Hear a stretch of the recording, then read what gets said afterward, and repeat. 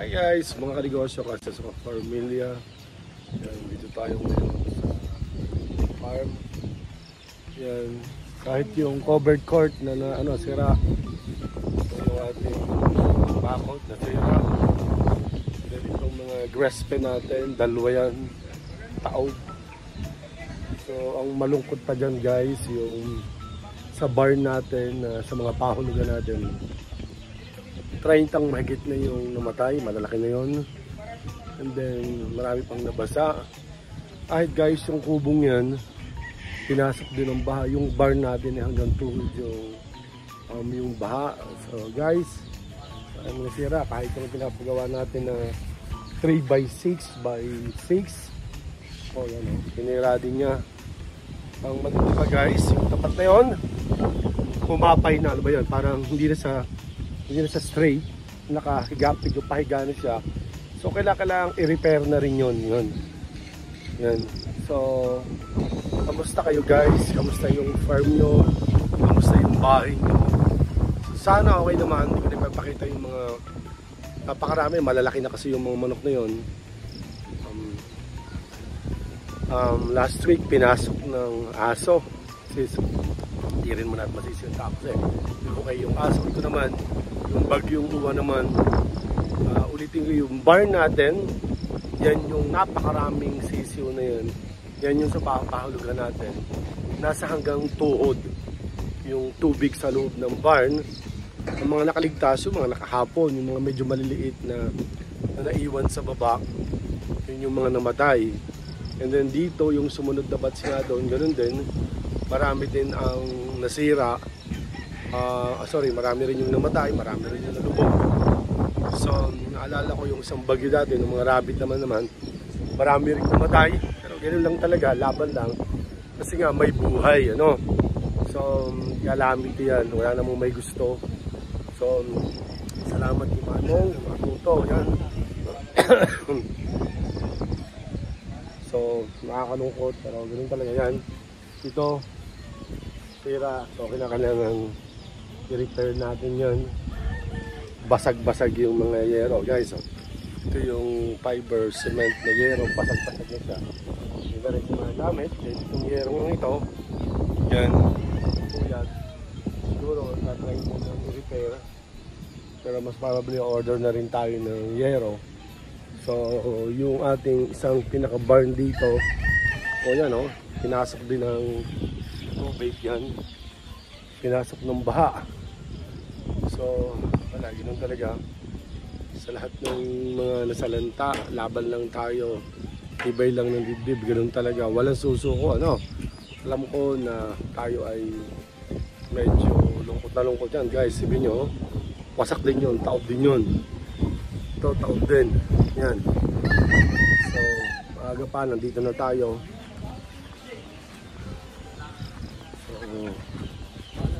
Yun, talagang tataasan na natin yung hollow block dito.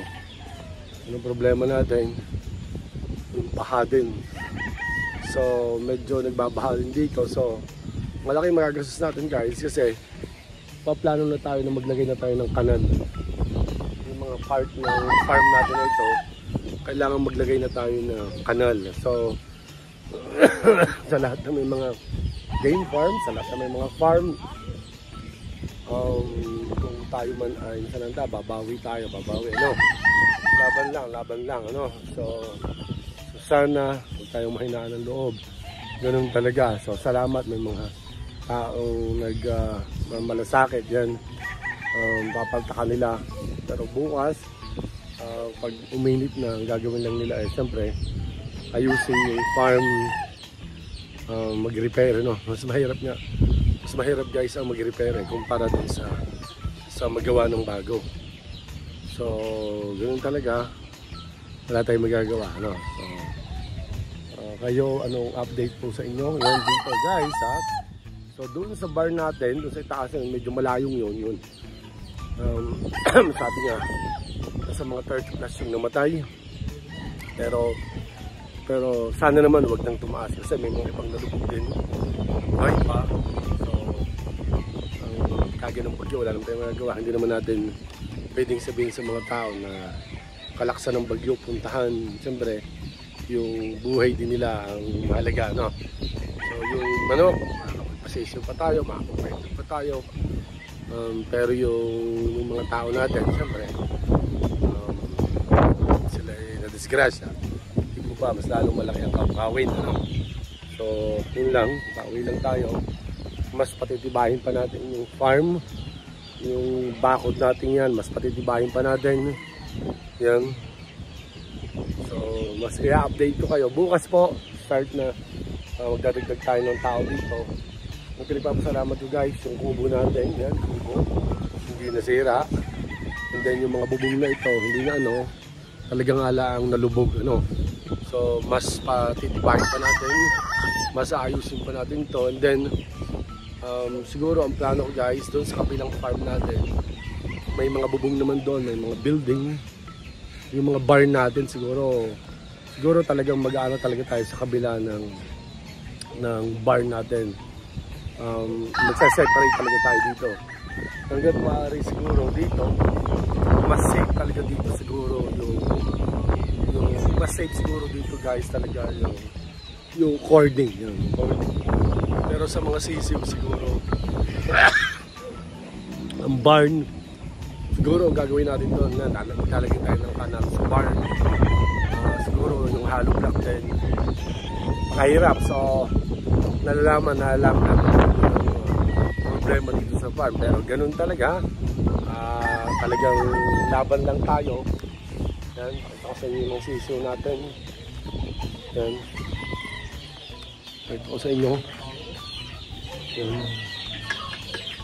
yan, hari na yung galing dito. Ito yung dito.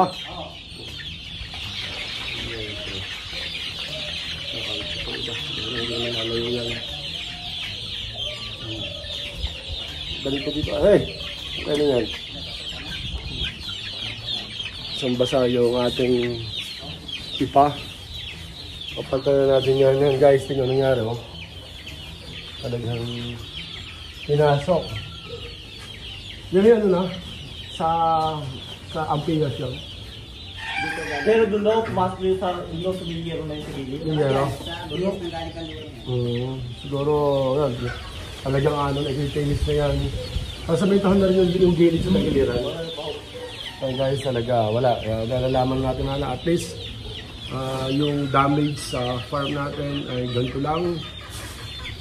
Kumpara kung talagang malaki talaga yung damage, lalo sakit sa ulo. Yan. Yung aftermath talaga. Yung ibang malalaki, nasaan? Yung malalaki na, hindi? Hindi na so. Oh, yan. Yung problema natin. Yan. Salamat na lang yan. Bahang-baha dito guys. Salamat na lang guys yung farm natin. Yung kubo hindi na nasira.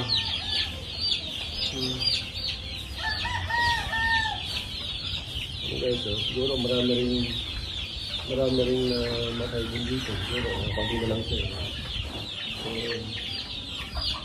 So makasamitahan na natin ito. Yan, tataasan na natin. Lalagyan na rin talaga natin sa guide dito ng kanal. Wala, lalagyan tayo ng kanal dito. So, mga negosyo kasi sa pamilya, laban lang tayo, ganun lang talaga. Malaki man yung nasira dito, pero babangon, babawi tayo. At para sa akin, papasalamat din ako na kahit pa paano, ito lang yung naging damage. Lalong sakit sa ulo kung mas malaki pa. So sana naman, wala nang bagyo tayong dumating, mas patitibayin natin yung bakod. So sa inyo pong lahat, God bless. God bless po. Gerard! Sabi ko, hindi naman kailangan buhay lagi ang TV. Papatay na TV. Buhay aray lagi. Lagi papatay. Okay lang naman patay. Ano yung nag-record? Ano? Guys, CD natin. Buhay. Ginawa niyo yung CCTV.